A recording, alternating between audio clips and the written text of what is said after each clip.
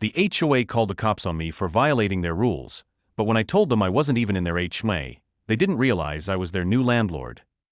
It began with a knock, sharp, impatient, and followed by a voice that could peel paint. "Sir, you're in violation of HOA Landscaping Code 4B. The sound echoed through my hallway, bouncing off the bare walls of a house I'd only just started to make my own. I hadn't even unpacked all the boxes yet. The moving truck had left 3 days earlier, and I was still getting used to the sound of crickets at night instead of city traffic. I opened the front door, still holding a cup of coffee, to find a woman standing there like she owned the street. She wore a navy blue blazer, her arms crossed, a clipboard clutched like a badge of power. A plastic name tag was pinned to her chest, Deborah S. HOA President. Behind her stood 2 men holding clipboards of their own, both with that same self-satisfied look that said, "We make the rules here." They were probably her compliance officers, or at least that's what she wanted them to look like. "Morning," I said cautiously, not sure what this was about. Her eyes flicked past me into my house, scanning my hallway like she was inspecting it for violations. "Sir, are you aware that your front lawn does not meet community standards?" I blinked.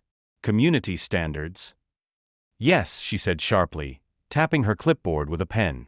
"The grass height is over 4 inches, the mailbox is not regulation color, and your exterior lighting doesn't comply with HOA Code 4B. I took a slow sip of coffee. "Ma'am, I think you've got the wrong guy." Her lips pressed into a tight line. "You live at 112 Lakeview Drive, yes?" "That's right." "Then you're under the jurisdiction of the Lakeview Estates Homeowners Association." I shook my head. "No, I'm not. I bought this property specifically because it's outside the HOA." Her eyebrows shot up like I'd just insulted her bloodline. "That's what everyone says before they get fined." Behind her, one of the clipboard men chuckled under his breath. The other started writing something down, like this was an interrogation. I leaned against my doorframe. "You want to show me where it says my land is part of your HOA?" Deborah smirked. "It's in the Master Community Plan. You're inside our boundary map." That made me laugh, the kind of laugh that only comes when someone says something so ridiculous you almost feel sorry for them. "I bought this place from the county. My deed says clearly, non-HOA parcel. You might want to check your map again." Her eyes narrowed. "Sir, you can't just opt out of community guidelines." "I didn't opt out," I said. "I never opted in." The way she was staring at me, you'd think I had confessed to a crime. She shifted her weight, looking at my front yard like it personally offended her. "Well, the community has rules, and you're setting a bad example for everyone else. We'll be issuing a formal notice of violation." And just like that, she turned to the men behind her. "Mark it down. Lawn, mailbox, lighting. Non-compliant." I almost dropped my coffee. "You can't find someone who isn't in your HOA." Her heels clicked against my driveway as she started walking away. "You'll learn quickly, mister." She glanced at her clipboard. "Mr. Walker. Everyone learns eventually." I called after her, "Oh, I'll learn all right, but probably not the lesson you think." She didn't even turn around. The 2 clipboard guys gave me identical smirks as they followed her down the sidewalk. One of them muttered something to the other. I couldn't catch it, but I heard the word rookie. I stood there for a long minute, the morning sun hitting my face, trying to decide if that had really just happened. I wasn't the type to lose my temper, but something about that woman, that smug tone, the assumption of control, rubbed me the wrong way. This wasn't my first home, but it was my first time deliberately choosing a property outside any HOA. I'd seen what they could do. My brother had once lived in an HOA-controlled neighborhood where they fined him $50 for leaving his trash invisible for 15 minutes after pickup. Nope. Not me. I wanted peace. I wanted space. I wanted to mow my lawn when I felt like it. I went inside, sat down at the kitchen table, and opened my laptop. If Deborah wanted to play games about boundaries, I'd pull up the official ones. It didn't take long. The county's GIS map showed it clearly. My lot line stopped just short of the HOA's jurisdiction. A bold black border separated Lakeview Estates HOA from private non-HOA parcel. I was on the private side.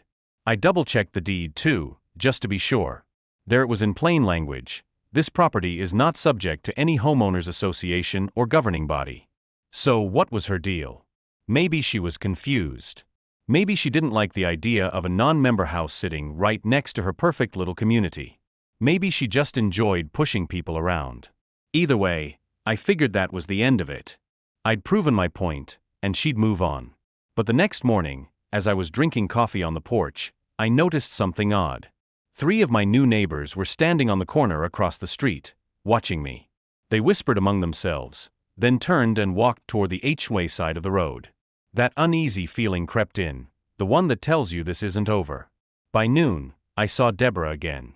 She was across the street, talking to a landscaper and pointing directly at my yard. The landscaper nodded like he was taking instructions. She caught my eye, smirked again, and said loudly, "We'll get this fixed one way or another." I almost laughed, almost. Because part of me already knew, this woman wasn't going to stop. Not until she got her way. I didn't know it yet, but that knock on my door wasn't the start of a misunderstanding. It was the start of a war, one that would end with police sirens, legal documents, and the entire HOA learning a lesson they'd never forget. And me? I wasn't just some guy outside their jurisdiction. I was about to become their landlord. The next morning started quietly enough. The air smelled like pine and fresh coffee, and for a few peaceful minutes, I convinced myself that yesterday's encounter with Deborah S., Queen of the Clipboards, had been a fluke. Maybe she'd checked her files, realized her mistake, and moved on to terrorize someone else. Then I stepped outside. A neon orange paper was taped to my front door, fluttering in the breeze like a warning flag. Big blocky letters at the top screamed, "Notice of violation, $250 fine." I stared at it for a second, thinking it had to be a prank. But there it was, complete with HOA letterhead, an official signature that looked suspiciously like Deborah's loopy handwriting, and a line at the bottom that read, "Failure to comply will result in legal action and potential lien." I laughed out loud, a full disbelieving bark of laughter that echoed down the street. I'd been in this neighborhood less than a week, and they were already threatening to sue me over the length of my grass. The paper listed 3 violations: overgrown lawn, Section 4B, non-compliant mailbox paint color, Section 8D, unauthorized exterior lighting, Section 11A. Each line was followed by a ridiculous fine. The total came to $250. Then, in bold red ink, payable within 10 business days. The kicker? There was a tear-off stub at the bottom where I was supposed to write my check and submit payment to the HOA treasurer. They even left an envelope in my mailbox. I went back inside, poured myself another cup of coffee, and sat at the kitchen table with a notice laid out in front of me like evidence at a trial. My irritation was starting to bubble. I grabbed my phone and called the number listed on the paper. It rang twice before a bright, overly cheerful voice answered, "Lakeview Estates Homeowners Association. This is Cheryl. How can I help you today?" "Hi Cheryl," I said, trying to keep my tone polite. "I just received a violation notice at 112 Lakeview Drive." "Oh yes, sir. Let me pull that up. Name, please?" "Walker." "Ah yes. Mr. Walker. You have 3 active violations." "I'm not in your HOA, Cheryl." There was a pause. "I'm sorry. I'm not part of Lakeview Estates. My property isn't under HOA jurisdiction." She gave a nervous little laugh. "Oh, that's what everyone says at first." I pinched the bridge of my nose. "Can you pull up your boundary map?" "I can, but please do." I waited, listening to keyboard clicks through the phone. Then she said, hesitant now, "It shows you're adjacent to our south boundary line." "Huh. That's strange." "Exactly," I said. "Outside your line." "Well, sir, the president handles special cases. Maybe she'll want to review your deed." "Already reviewed. County confirms it. My lot isn't part of your association." Her voice dropped to a whisper, like she didn't want to be heard. "Then, you should probably talk to Deborah directly." "Oh, I will," I said. "Trust me." An hour later, I drove to the county assessor's office. If this was going to escalate, I wanted paper proof in hand. The clerk behind the desk was a gray-haired man who looked like he'd seen every kind of property dispute imaginable. When I explained what was going on, he chuckled. "Lakeview Estates again? You're about the 5th person this year." I raised an eyebrow. "You're kidding." "Nope. They've got a bad habit of expanding their jurisdiction whenever they feel like it. A few of the lots near the border have already filed complaints. He printed a copy of the official HOA boundary map and highlighted my parcel. My lot sat cleanly outside the shaded area. He even stamped it with the county seal for good measure. If they keep bothering you, he said, sliding the paper across the counter, tell him the county says to back off. I thanked him, tucked the map under my arm, and headed home with a smile. By the time I got back, there was a white SUV parked half on my driveway. Deborah stood beside it, arms folded, talking to one of her clipboard lieutenants. The orange violation notice was gone from my door. She held it in her hand like it was Exhibit A in a court case. Mr. Walker, she said as soon as I stepped out of my truck, we've received reports that you removed your notice without acknowledgement. It was taped to my door, I said. I think I'm allowed to take it down. That's destruction of official HOA property. I blinked. A piece of paper you taped to my house? She sniffed. You're required to comply with community enforcement protocols. I held up the stamped county map like a winning card. Funny you mention community enforcement. This is the county certified boundary map. See this line? That's your HOA. This, I pointed to my parcel, is me. Not the same.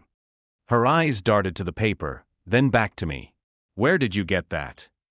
The assessor's office. You can call them if you'd like. She pursed her lips. Sometimes boundaries shift when developments expand. Not according to the county. For the first time, she looked uncertain. Then her expression hardened again. Regardless, until this is verified, you're still expected to meet standards. We can't have one property dragging down everyone else's home values. That's not your concern, I said, because you don't have any authority here. She gave a tight, fake smile. We'll see what the board says. I watched as she marched back to her SUV, tossed the violation notice onto the dashboard, and sped off toward the gated entrance of Lakeview Estates. That night, I pinned the county map to my fridge like a trophy. I thought maybe that was the end of it, that she'd realize she couldn't bully her way onto private property. But the next morning, I noticed something odd. My mailbox flag was bent sideways. Someone had tried to pull it off. Then I found muddy boot prints leading up my driveway. And right there at the base of my porch steps was a new paper, same orange color, same smug tone, but this one said, "Second notice. Failure to comply may result in escalation." They doubled the fine. I stood there in my robe, staring at it, a slow grin spreading across my face. All right, Deborah. If that's how you want to play this game, I'll play. But by the time we're done, you're going to wish you'd left me and my lawn alone. It didn't take long for things to go from annoying to ridiculous. By the third day after that second notice, my patience had officially run out. I had proof from the county, a stamped map on my fridge, and a growing suspicion that Deborah wasn't just confused, she was obsessed. That Saturday, I was mowing my lawn, the same lawn she claimed was out of compliance. The mower roared beneath the summer sun, the smell of cut grass heavy in the air. I had earbuds in, music playing, and for once I felt calm. Maybe, I thought, if I kept my head down and ignored her, she'd eventually move on to some other poor neighbor. But peace never lasts long when a Karen's on a mission. Halfway through mowing, I caught movement at the edge of my driveway. A navy blue blazer. Clipboard in hand. You've got to be kidding me. Deborah was striding right toward me like she was storming the gates of a castle. Behind her, 2 more board members trailed along, her loyal enforcers. They looked like the kind of guys who practiced power poses in the mirror. I killed the mower, yanked out my earbuds, and waited. "Mr. Walker," she barked, as if she were calling roll in a classroom. "You are in violation of HOA noise restrictions." I stared at her. Noise restrictions? "Gas-powered lawn equipment is not permitted after 5 p.m., she snapped. I glanced at my watch. It's 4:42. "Well," she said, tightening her jaw, "then you're about to be in violation." I couldn't help but chuckle. "You've really got too much time on your hands, don't you?" Her eyes went cold. "Excuse me." "I told you last time, Deborah, I'm not in your HOA. You have no authority here." That hit a nerve. Her lips thinned. "You think you're not in our HOA, but your property visually impacts the community. That gives us jurisdiction." Visually impacts. I repeated, trying not to laugh.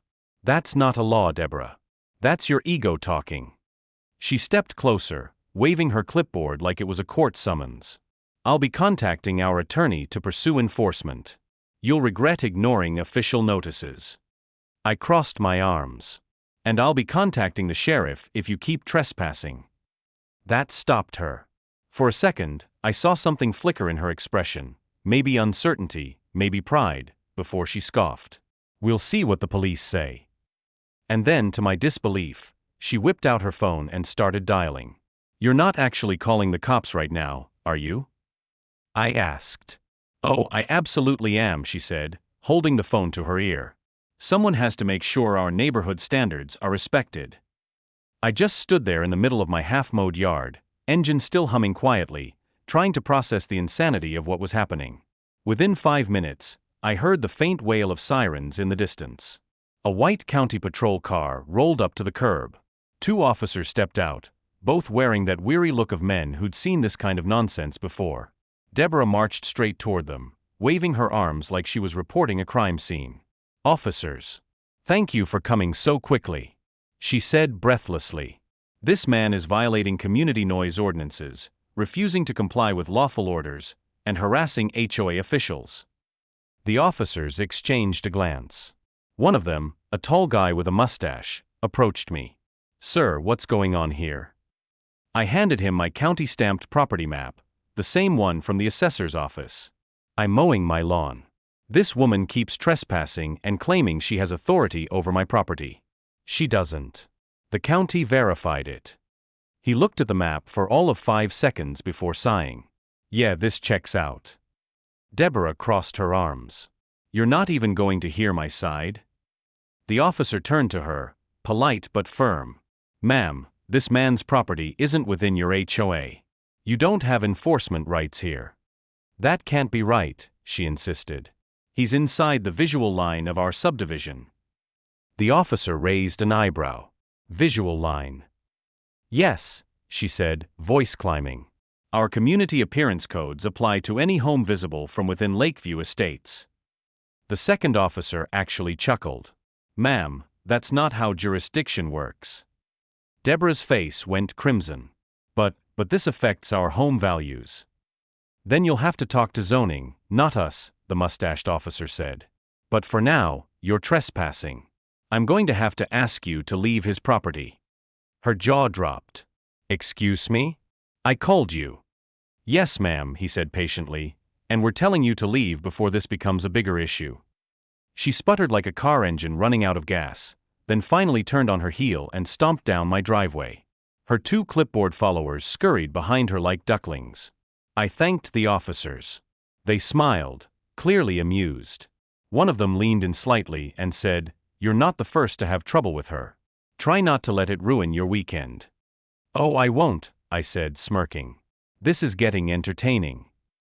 They both laughed and drove off. I thought that was the end of it. Surely after being told off by law enforcement, Deborah would back off, right? Wrong. That evening, as the sun dipped behind the trees, I saw her SUV creeping past my house, slowly, deliberately. She didn't stop, didn't roll down her window, but I could feel her glare through the tinted glass. The next day, I found a new friendly reminder letter in my mailbox. Not from the county. Not from a lawyer. From the HOA. It wasn't even about my lawn this time. It accused me of harassing HOA members and disrupting community harmony. It ended with a line in bold. Further incidents will be documented and escalated to our legal counsel. I just laughed. Go ahead and escalate it, Deborah. But underneath the laughter, something else was brewing, not fear but resolve. She wasn't going to stop until she was forced to. And if she wanted a legal fight, I was going to give her one she'd never forget. Because the truth, the real powerful truth, was something she didn't know yet. She thought I was just a stubborn homeowner. But soon, she'd learn that the man she kept threatening wasn't just her neighbor. He was her landlord in waiting. When bullies get embarrassed, they don't back off, they double down. And Deborah was no exception. After that police visit, I thought maybe, just maybe, she'd gotten the message. The officers had told her plainly she had no jurisdiction here. You'd think that would have been enough for a normal person to drop it. But this was Deborah, the self-proclaimed guardian of community values. She didn't see the word no as a boundary. She saw it as a challenge. The next morning, I found out just how far she was willing to go. I walked outside to grab the newspaper and froze. My mailbox, the same one she'd complained wasn't the approved color, was bent sideways, post splintered near the bottom. The metal door hung open, twisted like someone had kicked it in. At first, I thought maybe a delivery truck had clipped it by accident. But then I noticed the tire marks on the grass, not the kind that came from a delivery van. They were narrow, like from a small SUV. Her SUV. My stomach turned. The petty part of me wanted to laugh. Really, this was her idea of a win? But another part of me started to get angry. This wasn't about grass height anymore. This was harassment. And then it got worse. That afternoon, I walked to my garage to get the mower, but the gas can was gone. The trash cans, too. Both missing from behind the fence where I kept them. I searched the property thinking maybe a raccoon dragged something off, but no. They were just gone.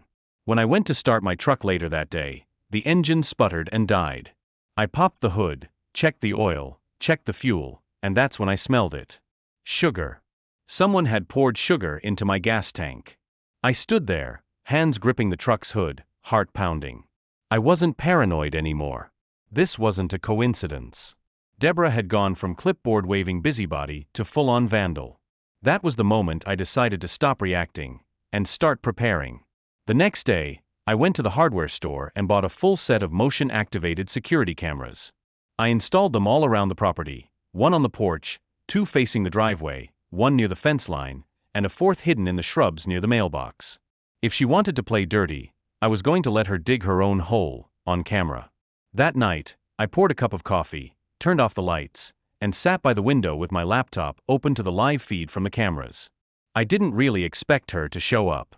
I just wanted peace of mind. But around 1:23 a.m., movement flickered on the screen. I leaned closer. There she was, Deborah herself, creeping along my driveway, flashlight in hand, wearing the same blazer from earlier that day. She was holding a phone, snapping pictures of my property like she was a detective collecting evidence. I watched her walk up to the edge of my porch, shine her light toward my door, and mutter something under her breath. Then she turned and started dragging my trash bags across the driveway, into her SUV. She opened her trunk, tossed them in, and drove off toward the HOA side of the road. I just sat there, staring at the footage. It was almost surreal. She'd lost her mind. The next morning, I downloaded the video, timestamped it, and called the county sheriff's office. The same officer from before, the one with the mustache, answered my call. "Walker? Oh, you again. Please tell me she didn't." "She did," I said. "Got her on camera this time." He exhaled. "Perfect.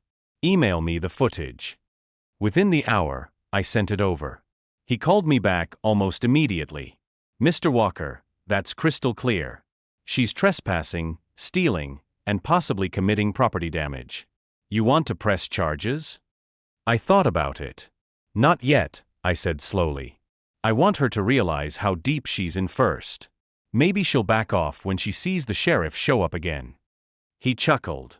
"You're a patient man. Most folks would have sued her by now." "Oh, don't worry," I said, smiling. "I'm building a case." By noon, a county cruiser rolled up to Deborah's house across the subdivision entrance. From my porch, I could see the flashing lights reflecting off her garage. She came out, looking flustered and angry. The deputy held a tablet, probably showing her the same video I'd sent. I couldn't hear the conversation, but her body language said everything. First denial, then outrage, then panic. She kept gesturing wildly toward my house, like I was the one doing something wrong. The deputy shook his head, said something firm, then handed her a slip of paper, a formal warning. She snatched it from him, spun on her heel, and stomped back inside. For the first time since this whole thing began, I smiled and took a deep, satisfying breath. Justice. But here's the thing about people like Deborah: embarrassment doesn't teach them humility, it breeds obsession. The next few days were quiet. Too quiet. No notes, no knocks, no smashed mailboxes. But I noticed her SUV pass my house a few times a day, always slow, always watching. Then one afternoon, I saw her standing at the edge of her neighborhood with another man, a lawyer by the look of his suit, pointing toward my property. They were gesturing, taking photos, and writing something down. I didn't care.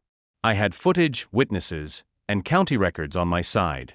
If she wanted a legal battle, I'd give her one. But as I watched them from my window, something else crossed my mind. Why did she care so much about my land?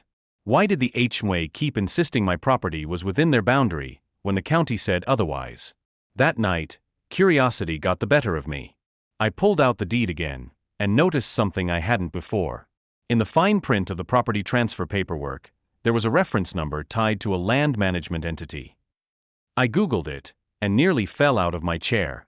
Turns out, when I bought this property, I didn't just buy a house. I'd accidentally acquired a small landholding company that leased parcels to the very HOA that was harassing me, including their clubhouse, their tennis courts, and even their access road. Suddenly, everything made sense. She wasn't just trying to bully me. She was trying to intimidate someone who had the power to pull the ground out from under her entire operation, literally. I sat back in my chair, staring at the screen, a slow grin spreading across my face. The hunter was about to become the hunted. I didn't sleep that night. Not because I was afraid, but because I couldn't stop rereading that one line in the property deed. Owner of record assumes rights over associated land management entity, including all subleased parcels. It sounded like legal gibberish at first. But when I looked closer at the documents, it hit me like a freight train. The parcel I bought wasn't just a house. It was the anchor lot that tied together several smaller plots, the same ones the HOA was built on. And that meant one thing: the HOA wasn't the boss here. I was. The next morning, I drove down to the county recorder's office to confirm what I thought might be a typo. The clerk, a quiet man named Harold with glasses so thick they looked bulletproof, scrolled through my file and frowned. "Ha," he said. "You've got yourself a rare setup here." "How rare are we talking?" I asked. He adjusted his glasses and turned the screen toward me. "Looks like your property was part of an old land trust from the 80s. Developer went bankrupt before finishing the subdivision. The HOA formed later but never formally purchased the land under the amenities. They've been leasing it from the trust ever since." I leaned in. "And when I bought this parcel, you inherited the lease rights," he finished for me. "Which makes you the landlord." I sat there for a second, stunned. Deborah had spent days barking at me about her HOA rules, but the truth was, she'd been walking around on my land. Her HOA clubhouse, the pool, the private park, all technically mine to control. "Can I get a copy of every lease agreement under that trust?" I asked. Harold nodded. "Sure thing. Give me 15 minutes. While he printed the records, I stared out the window, mind spinning. Every nasty encounter, every violation notice, every smug word she'd thrown my way, it all flipped upside down in that moment. I wasn't dealing with a tyrant homeowner anymore. I was dealing with a tenant. And tenants follow their landlord's rules. I left the office with a thick folder of documents under my arm and a grin I couldn't hide. When I got home, I spread everything across the kitchen table like a treasure map. Every contract was right there, all signed years ago by the HOA's original board. Each lease stated, in plain English, that the land could be revoked for misuse, nuisance behavior, or breach of agreement. Guess what? Deborah had already checked all 3 boxes. But before I made a move, I wanted to make sure my case was airtight.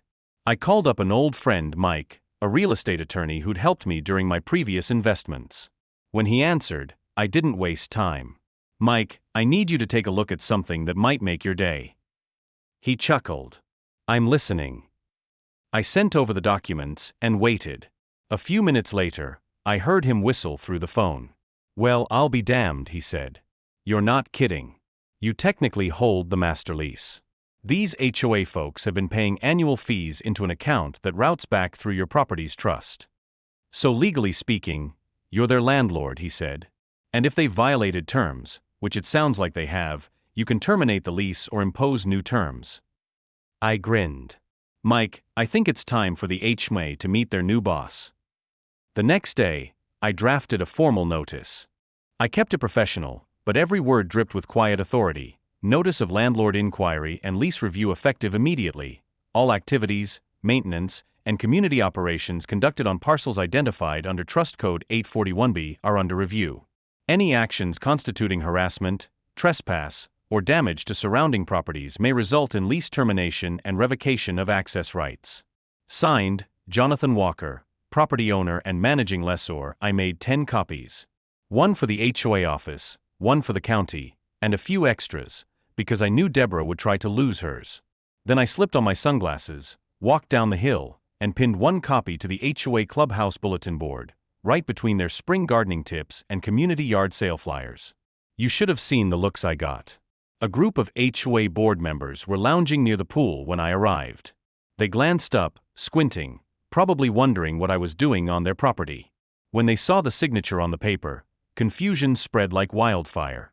Deborah wasn't there yet, but I knew word would travel fast. By the time I made it back home, my phone buzzed. Unknown number. I answered, already smiling. Mr. Walker, Deborah's voice snapped through the line, tight and shaking. What exactly do you think you're doing posting false notices on HOA property? Not false, I said casually. Just official. You might want to check your lease agreements before making assumptions. This is harassment, she hissed. You can't. I can, I interrupted. And I have the county records to prove it. Oh, and Deborah? You might want to tell your landscapers to stop trimming my trees by the clubhouse. That's considered property damage now. There was silence, the kind of silence that tells you someone's jaw just hit the floor. She hung up without another word. An hour later, I watched from my porch as she stormed out of the clubhouse, papers in hand, shouting at the other board members. One of them pointed toward my house, and all their heads turned. For the first time since I'd moved in, the look on her face wasn't superiority, it was fear. She finally understood the reality she'd created. She'd picked a fight with the one person who could shut down her entire kingdom with a single phone call.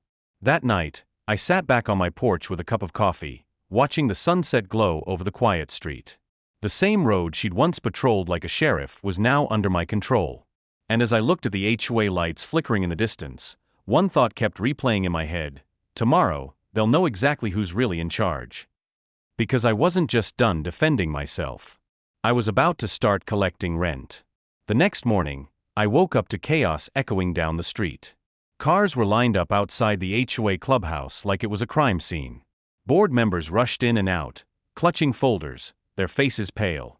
Deborah's silver SUV sat crooked in a handicap spot, door half open. I didn't have to guess what was happening. The notice of lease review I posted the day before had finally done its job. It rattled their little empire. From my porch, I could hear snippets of their panic carried on the wind. Can he really revoke the lease? This can't be legal, he's bluffing. I told you we should have checked the property lines.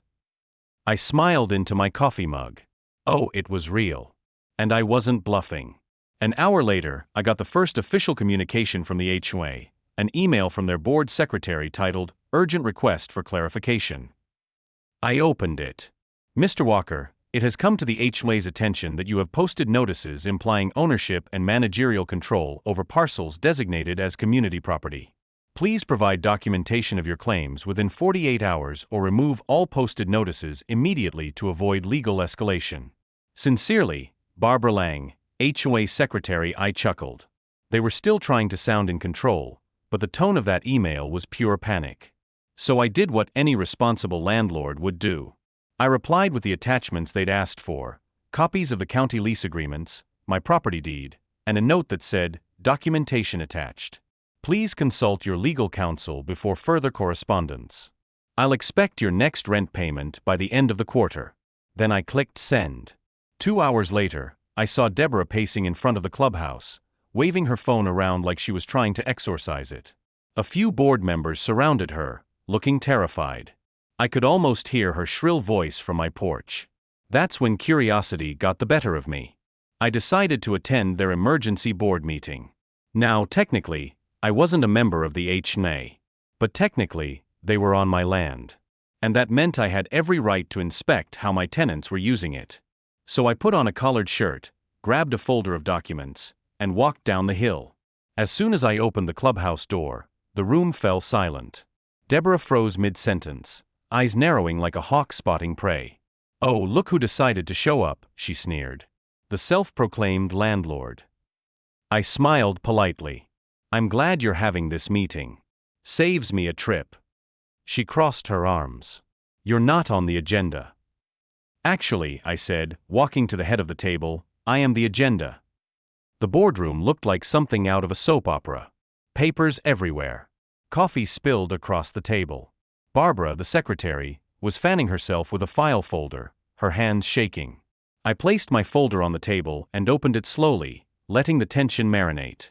These, I said, sliding a few papers toward them, are your lease agreements, signed by your original HOA board when this development was first built. Deborah snatched one up, scanning it like she could will the words to change. This doesn't prove anything, she said, her voice cracking. Actually, it proves everything, I said. Your pool, clubhouse, tennis courts, and the private park, they all sit on parcels leased through a trust one now own. Meaning, I'm the landlord. And when a tenant engages in harassment or property damage toward the landlord, that's grounds for termination.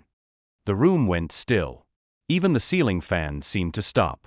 One of the older board members, a quiet man named Ron, looked at Deborah nervously. Deb, is this true?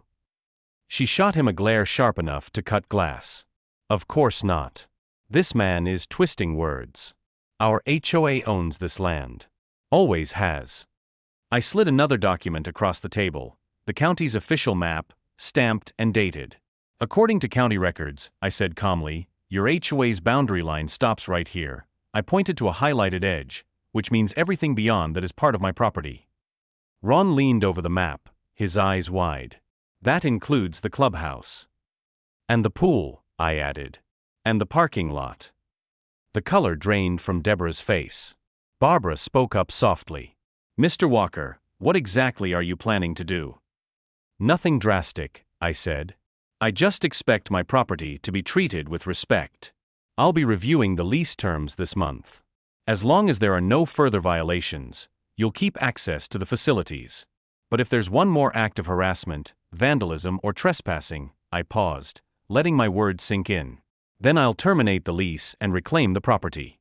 You'll lose your clubhouse, your pool, and your HOA privileges. Permanently. Deborah slammed her fist on the table.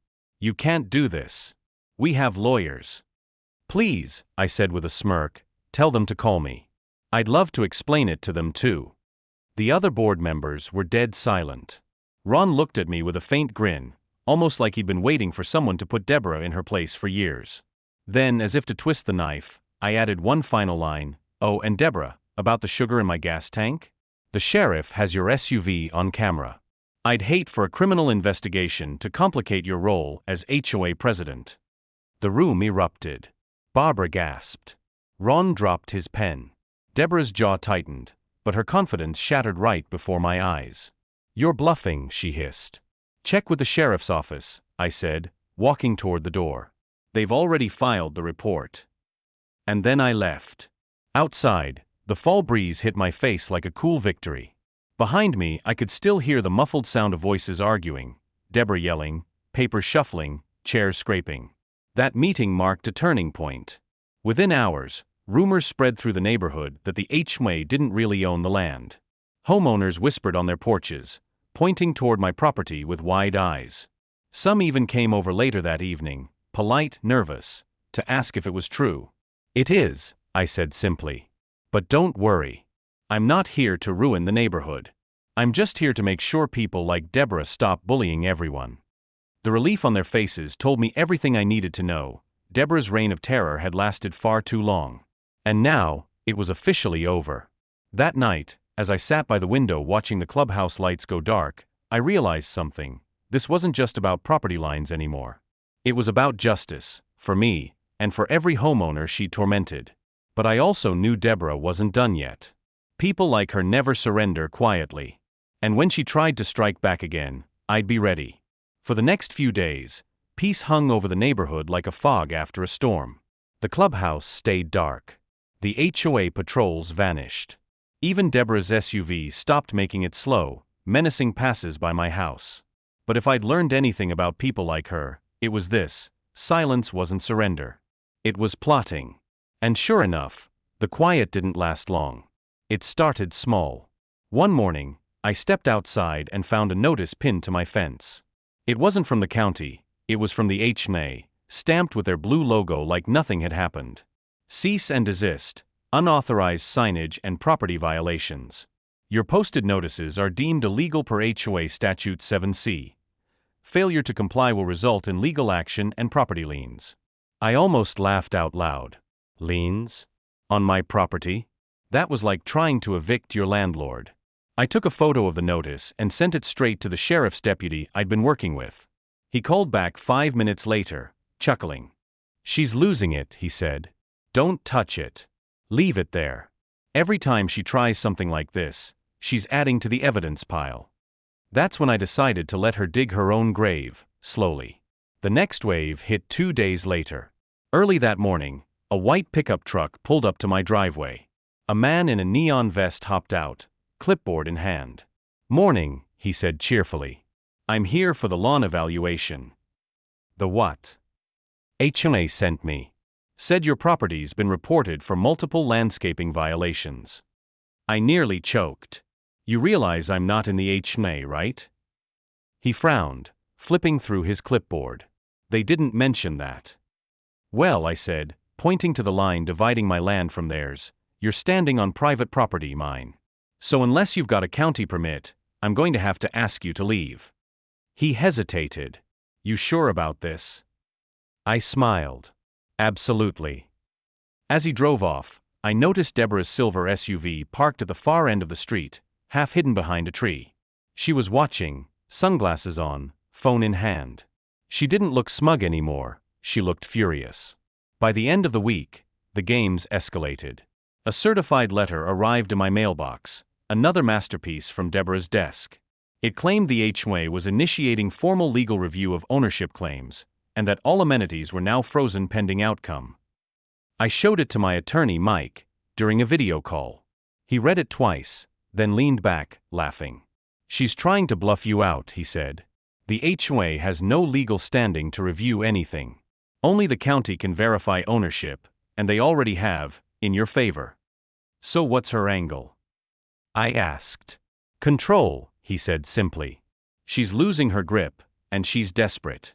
She's hoping to scare you into making a mistake, something she can twist against you." I nodded slowly. "Then maybe it's time I stop playing defense." The next morning, I paid a visit to the HOA office, this time, not as a homeowner, but as the landlord. Deborah was there, of course, seated behind the front desk like a queen guarding her crumbling castle. When I walked in, her eyes flicked up, full of venom. "Well, if it isn't the neighborhood troublemaker," she said. "Funny," I replied, "I was about to say the same about you." She leaned back, fake smile plastered on. "What do you want?" "Just dropping off some paperwork," I said, sliding a sealed envelope onto her desk. "What's this?" "A formal rent adjustment. Effective immediately." Her smile faltered. "Excuse me. The HOA's lease rate hasn't been updated since the 1980s. After reviewing the inflation-adjusted value and land use, I'm increasing the quarterly rent by 35%.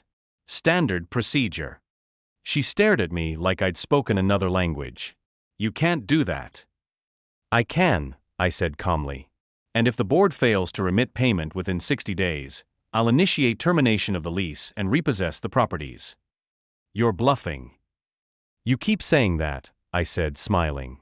"And every time, you end up a little more wrong." I turned to leave, but paused at the door. "Oh, and Deborah, tell your board that vandalizing private property is a criminal offense. I'd hate for anyone's fingerprints to show up on another police report." Then I left her sitting there, staring at the rent notice like it was a live grenade. By that evening, the entire neighborhood knew. Someone, probably Barbara, the secretary, had leaked the news that the HOA's rent had skyrocketed, and that the president herself was the reason. Homeowners began whispering again, this time not about me, but about her. I heard snippets while walking my property line that night. 35% increase? She never told us the land wasn't ours. Wait, that means he's the actual owner?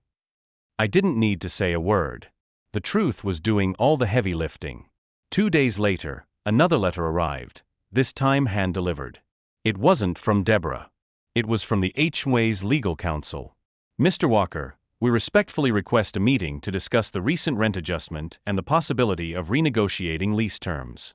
The HOA board wishes to maintain a positive relationship with you and the county. I grinned as I read it. The shift was official. They'd gone from threatening me to negotiating with me. But one thing stood out. Deborah's name wasn't on the letter. I called Mike. Looks like the board's getting nervous. Good, he said. Push while they're off balance. Set the terms, make them agree in writing, and make sure she's nowhere near the new deal. Why's that? Because once they realize she's been lying to them, they'll eat her alive. That night, I saw the lights still on in the clubhouse. Deborah's SUV was gone, but the rest of the board's cars filled the lot. Through the windows, I saw them arguing, papers flying, fingers pointing, faces red. And then suddenly Ron, the quiet board member from before, stood up, slammed his hand on the table, and stormed out.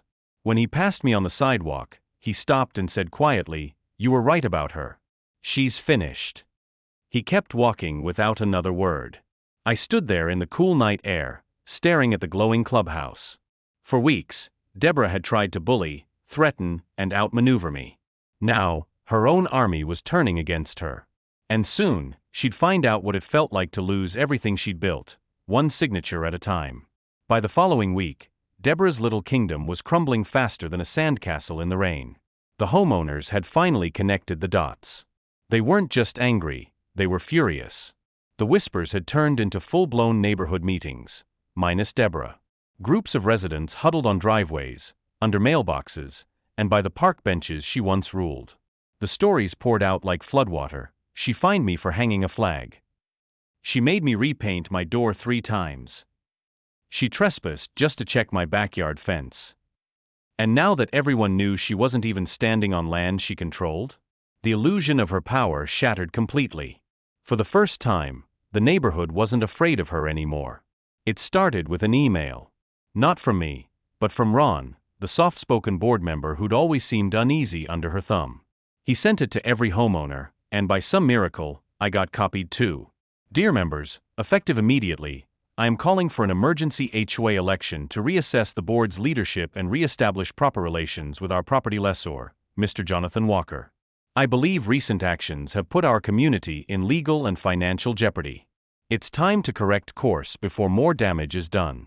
Sincerely, Ronald Pierce, Acting Vice President, Silverwood Estates HOA. When I read that email, I almost dropped my coffee. The man had guts.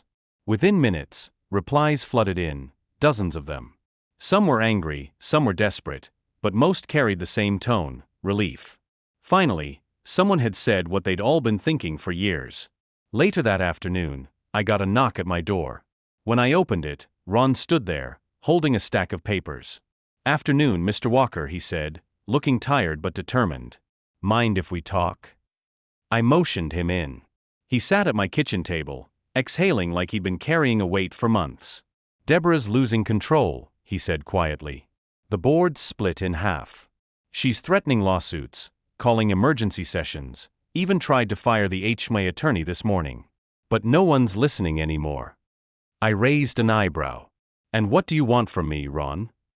He hesitated. "I want to make this right. You own the land. We want to renegotiate the lease properly, without her." I studied him for a moment. He wasn't just saving face, he genuinely wanted peace. "All right," I said. "You set up a formal meeting. Get the signatures from your members. Once you have majority support, we'll talk terms. But Deborah's out of the room. That's non-negotiable." He nodded slowly. "Fair enough."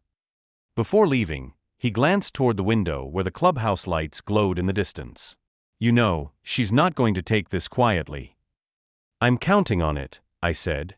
That night, the HOA board held what would later be remembered as the meeting that changed everything. From my porch, I could hear raised voices drifting through the night. They'd packed the clubhouse, every chair taken, every voice demanding answers. Through the window, I saw Deborah standing at the front, clutching her clipboard like a shield. Her hair was perfectly styled, her expression perfectly fake. But her confidence? Gone. She shouted something, waving a sheet of paper in the air, probably her last desperate attempt to prove she still had authority. But then Ron stood up, walked to the front, and took the microphone. "Deborah," he said, calm but firm. "You've misled this community for years. You told us we owned this land. You said we had control. But that was a lie." Her mouth fell open. "Excuse me." "You knew the leases existed," he continued. "You just didn't tell anyone. You used your power to bully homeowners, to fine them, to harass them. And now, because of you, we're facing eviction from our own clubhouse." The room erupted, shouts, gasps, angry mutters. Deborah tried to speak, but no one was listening anymore. Barbara, the nervous secretary, stood next.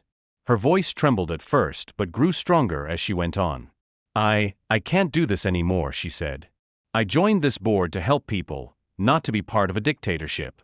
I move for a vote of no confidence in President Deborah Collins." The room went silent. Then, like a domino effect, hands began to rise, one after another, until nearly the entire room was filled with raised arms.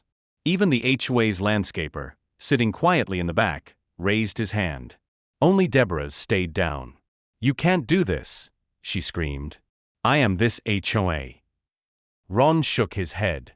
"Not anymore."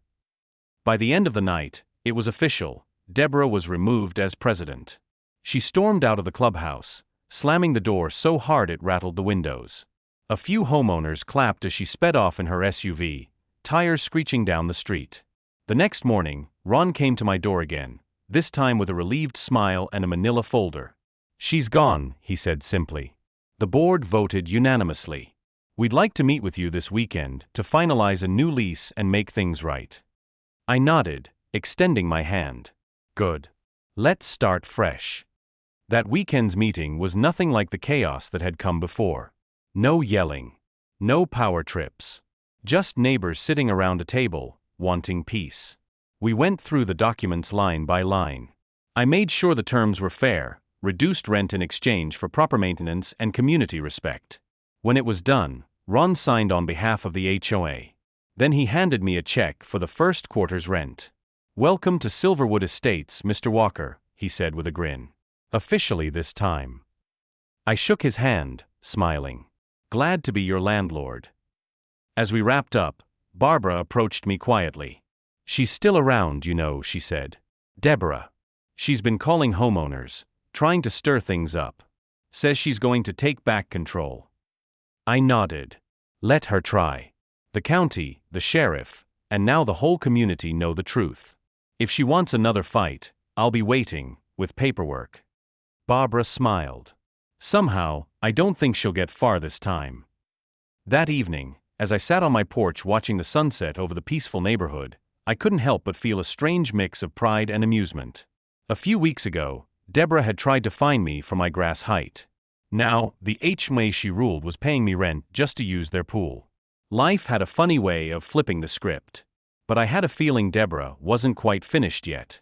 And I was right. Because the following morning, something happened that would take this war to a whole new level. The morning after the vote, I thought it was all over. The air was calm for the first time in weeks. No angry emails, no clipboard warriors, no HOA spies lurking near my fence. The only sound was the rustle of leaves and the distant hum of lawnmowers. I poured my coffee, sat on the porch, and told myself, finally, peace. But with Deborah Collins, peace was never part of the deal. Because that same morning, before sunrise, she launched what she called her comeback. At exactly 7:12 a.m., I got a text from Barbara. "She's at the clubhouse again. Says she's taking back control." I blinked at the screen. "Already?" Then came another message, from Ron this time. "She's changed the locks. We can't get in." I set down my mug and muttered, "Unbelievable." Within minutes, I was in my truck, heading down to Silverwood's clubhouse. And sure enough, there she was. Deborah stood in front of the building like a queen returning to her throne. She had her arms folded, her hair done to perfection, and that same smirk I'd seen the day we first met. Behind her was a private property, HOA members' only sign she'd apparently just hammered into the grass. The irony almost made me laugh. When I pulled up, Ron, Barbara, and a few board members were already gathered outside the locked glass doors. "She showed up at dawn," Ron whispered. Told the security guard she's still the rightful president. I raised an eyebrow. What does the guard think? He sighed. He's afraid to get involved. Of course he was. No one wanted to deal with Deborah Collins before breakfast. I stepped forward, calm but firm. Morning, Deborah. Having a bit of trouble moving on? Her head snapped toward me, eyes flashing. This isn't over, Mr. Walker. That vote was illegal. You can't just throw out an HOA president. The board did, I said. Unanimously. They don't have the authority, she barked. I do. I crossed my arms. On land you don't even own? That hit a nerve. She went red, jaw tightening. You tricked everyone. You and your fake paperwork, county records, Deborah, I cut in. Public documents. You just never bothered to check because you were too busy fining people for bird feeders. A few of the homeowners chuckled behind me. Deborah's eyes darted around, realizing the crowd wasn't with her anymore. That's when she snapped. Literally. She stormed over to the main entrance, yanked the door open, and screamed, I am the president. You hear me? The echo carried across the whole neighborhood. Deborah, Ron said gently, please. Let's talk about this. The members voted. The members are sheep, she shouted. You're all ungrateful. I built this community. Without me, this place would fall apart. Barbara took a cautious step forward. Deborah, this isn't helping anyone. You need to leave before what? Deborah sneered. Before he calls the cops again. She jabbed a finger toward me. Go ahead. Call them. Let's see how the sheriff reacts when I tell him you're illegally collecting rent on HOA property. I sighed. All right then. I pulled out my phone, dialed the number, and put it on speaker. Sheriff's Department, came the calm voice on the other end. Morning, I said. It's Jonathan Walker. We have a trespassing situation at the Silverwood Estates clubhouse. Same address as last time. There was a pause. Deborah again? Yep. We'll send a deputy right over. When the squad car rolled up 10 minutes later, you could practically feel the tension in the air. The deputy stepped out, the same one who'd been here weeks earlier, when Deborah had tried to find me for my lawn. He looked tired, like he'd seen this movie before. Morning, folks, he said. What's going on this time? Deborah jumped in before anyone else could speak. Officer, thank God you're here. These people have stolen my community center. The deputy looked at me. Your community center? Yes, she insisted. I'm the HOA president, and they've conspired to overthrow me illegally. The deputy opened his notepad. Ma'am, are you aware you were officially removed from your position last week? That's invalid, she shouted. I'm still in charge. He turned to me. Mr. Walker, can you confirm you're the property owner? I handed him the deed copy I'd been keeping in my glove box, because with Deborah, you always came prepared. He scanned it, nodded, and turned back to her. Ma'am, this property belongs to Mr. Walker. The HOA leases it. You're not authorized to be here right now. Deborah's mouth dropped open. You can't be serious. I'm very serious, the deputy said. If you don't leave, we'll have to escort you off the premises. That's when the meltdown hit full force. Deborah started screaming, actual screaming, about corruption, betrayal, and how she was the only one who cared about community standards. She grabbed her clipboard, hurled it at the ground, and began tearing up papers right there on the clubhouse steps. You're all finished, she shrieked. Every one of you. You'll regret crossing me. Homeowners peeked out from their driveways, phones raised, recording every second. One of them whispered, she's really lost it. Another muttered, about time karma showed up. The deputy finally motioned to his partner. All right, ma'am, that's enough. Let's step aside. She resisted for a moment, then slumped, muttering curses under her breath as they led her toward her car.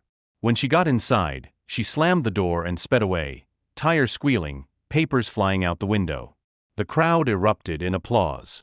Ron turned to me, shaking his head. Well, I guess that's the end of her reign. I chuckled. Some endings write themselves. That night, I got one last email from Deborah. No greeting. No signature. Just 4 words: "You haven't seen the last of me." I smiled, closed my laptop, and looked out the window at the quiet, peaceful neighborhood she used to rule. Maybe she was right. Maybe she'd try something again someday. But for now, Silverwood Estates belonged to its residents again. And me? I was done being the guy she could push around. Now I was the landlord, and this time, the rules were mine. A month after Deborah's meltdown, Silverwood Estates didn't even look like the same neighborhood. The tension that once hung over every house, the fear of surprise inspections, random fines, and nasty notes, had finally lifted. For the first time, people smiled at each other again. Lawns looked lived in, not manicured out of fear. Kids rode bikes down the cul-de-sacs without parents worrying that President Collins might scold them for leaving a helmet in the driveway. Peace had returned. And with that peace came something the residents hadn't seen in years: hope. Ron stopped by one morning as I was patching a fence post. He had a clipboard under one arm and a smile that actually looked genuine for once. "Got a minute?" he asked. "Sure," I said, wiping my hands. "What's going on?" He leaned on the fence. "We're holding new HOA elections this Saturday. Proper ones this time. Open votes, transparent records, no secret ballots or intimidation." I grinned. "So no one's going to accidentally shred the ballots this time?" He chuckled. "Not unless you count the raccoons." Then his tone softened. "We'd like you to be there, as the property owner. You don't have to vote, obviously, but it'd mean a lot to the community." I nodded. "I'll be there." Saturday came bright and clear. The community park, once a place of tension and gossip, was buzzing with laughter and music. Someone had brought donuts and coffee. A few kids ran around playing tag. At the center stood a long folding table with a hand-painted sign that read, "Silverwood Estates HOA, Special Election." Barbara, clipboard in hand, looked nervous but proud. Ron stood beside her, shaking hands with residents as they arrived. There were smiles, jokes, even a few hugs, things that would have gotten you a warning letter under Deborah's regime. It was, in every sense, the first honest election the community had ever seen. I kept to the back, leaning against a tree, watching the whole thing unfold. As names were called, people stepped up, filled out their ballots, and dropped them into a clear plastic box. No secrecy, no manipulation, just honest democracy in action. When the last ballot was cast, Barbara sealed the box and held it up for everyone to see. "No tricks," she said loudly, smiling at the crowd. "What you see is what you get." The applause was thunderous. They counted the votes right there on the picnic tables, one by one, out loud. The transparency was almost emotional to watch. Ron got the loudest cheers, easily winning the presidency. Barbara became the new secretary, and the treasurer position went to a retired accountant named Sheila, who promised to finally balance the books. For the first time, the HOA was led by people who actually cared about the community, not controlling it. After the results were announced, Ron took the small stage they built out of pallets and a microphone. "Folks," he said, voice steady but warm, "we've had a rough few years. We've been divided, bullied, and misled. But today we take Silverwood back, not just as neighbors, but as friends." The crowd cheered. He turned toward me, his voice softening. "And I want to give special thanks to the man who helped make this possible, our landlord, Mr. Jonathan Walker." Every head turned toward me. I raised a hand sheepishly as the applause rolled in. I wasn't used to being the hero in an HOA story, especially not after everything that had happened. When the noise died down, I stepped up to the microphone. "Thank you," I said. "I came here just looking for peace and a bit of land. Instead, I found a neighborhood that forgot what community really means." People nodded, listening. "But you've all proven something today," I continued. "That the HOA doesn't own Silverwood. You do. And as your landlord, I promise I'll be fair. No more games, no more threats. You take care of the land, and I'll take care of you."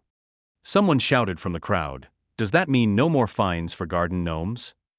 The laughter broke the tension instantly. "Only if they start breeding," I said. The whole park erupted with laughter. As the celebration wound down, I noticed Ron walking over with an envelope. "What's this?" I asked. He handed it to me. Inside was a check, the next quarter's rent, signed by the new board. This one's on time, he said with a grin. No more confusion about who owns what. I shook his hand. Looks like we finally figured out how to coexist. He nodded. Yeah. Took a war to get here, but it was worth it. Later that evening, as the sun dipped behind the trees, I took a quiet walk around the neighborhood. It felt different now. People waved as I passed. Kids laughed near the playground. Even the houses looked brighter, freer, like the place had exhaled after holding its breath for years. I stopped by the clubhouse, the same one Deborah once guarded like her castle. Now it had a new sign out front, Community Center, all welcome. I couldn't help but smile. Inside, the walls had been repainted. The presidential office plaque was gone, replaced by a bulletin board filled with family photos, event flyers, and volunteer sign-up sheets. It wasn't just a building anymore. It was alive. As I turned to leave, Barbara approached me, carrying a box of decorations. Heading out already? She asked. Yeah, I said. Just taking it all in. She smiled. Feels good, doesn't it? It does, I said. It finally feels like a community again. She hesitated for a moment, then added, You know, there's been talk about making you an honorary member, not of the HOA, but of the neighborhood council. I laughed. I appreciate it, but I think I'll stick to being the landlord. Less paperwork. She chuckled and waved as I headed back home. That night, I sat on my porch again, watching the soft glow of porch lights across Silverwood. The place was quiet, peaceful, finally.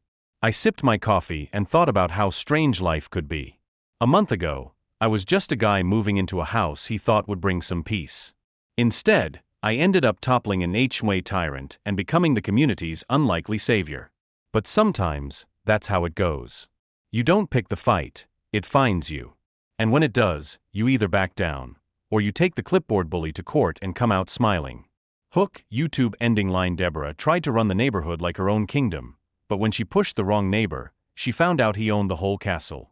Subscribe line, if you enjoyed this story, hit that like button, subscribe for more HOA justice, and remember, always read the fine print before someone tries to fine you.